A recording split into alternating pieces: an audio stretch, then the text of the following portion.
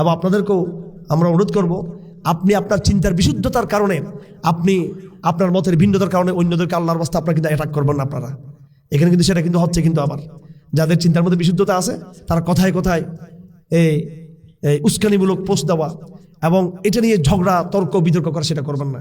কারণ যাদের সাথে আমাদের মতের ভিন্নতা আছে, যারা এখনো পর্যন্ত ইসলামের এই কথাগুলো মূলধারা যারা আসতেছেন না, সেটা ইসলামী দলগুলোর মধ্যে হোক, সেটা বিভিন্ন ইসলামী নেতৃবৃন্দের মধ্যে হোক, ওনাদের কিন্তু অন্যদিকে কিন্তু স্যাক্রিফাইস আছে। কিন্তু নাস্তিকবাদ বিরোধী লড়াই তাদের কিন্তু সংগ্রাম আছে, স্বৈরাচার বিরোধী লড়াই তাদের কিন্তু অবদান আছে, তাদের কন্ট্রিবিউশন আছে, তাদের পার্টিসিপেশন আছে, তাদের সামাজিক তাদের দাওয়াতে একটা ভূমিকা আছে।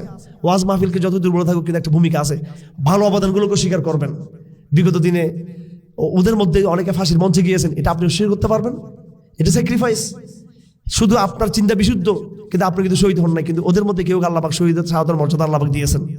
এই জন্য আমরা আমাদের প্রস্তাবের সময় কোনোভাবেই এই দিন প্রতিষ্ঠার মেথড পদ্ধতির ক্ষেত্রে প্রস্তাবের সময় স্যাক্রিফাইসের কথাকে আমরা না বলি।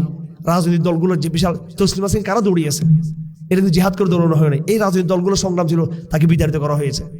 সিলেবাস তৈরির পিছনে, প্রত্যেকটা বিষয়ের পিছনে একটা প্রেশার গ্রুপের ভূমিকাই এখনো মোটামুটি ইসলামের একটা শক্তি তারা।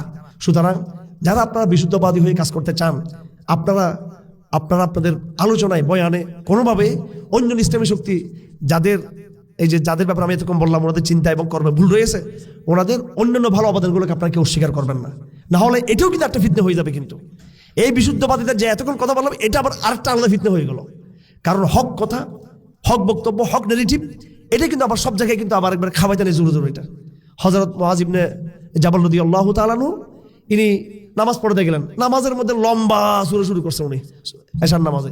রাখালরা সব রাগ করে বেরিয়ে গেল নামাজে। রাসূল বলছেন, মুআয বিন জাবাল কি এটা খারাপ কাজ করছেন? এটা কোরআন এশক। উনি কোরআনটা শুরু করলেন। রাসূল বলছেন ফাত্তানুন ফাত্তানুন ফাত্তানুন, ফাত্তান শব্দ বলছেন। আপনার বিশুদ্ধতা নিয়ে আপনি আবার ফাত্তান হয়ে যায় না। সবর ধরুন, ধৈর্য ধরুন, পরস্পর আলাপ করি। যারা গ্রন্থের সাথে আছেন, যারা বেদাত হাসানাতে লিপ্ত আছেন, তারাও আল্লাহর ওয়াস্তে খারিজি মানহাজি টক না দিয়ে আপনারা একটু বোঝার চেষ্টা করুন, কথাগুলো আলোচনা করুন আমরা সবাই মিলে। আল্লাহ পাক সুবহানাহু ওয়া তাআলা তৌফিক দান করুন।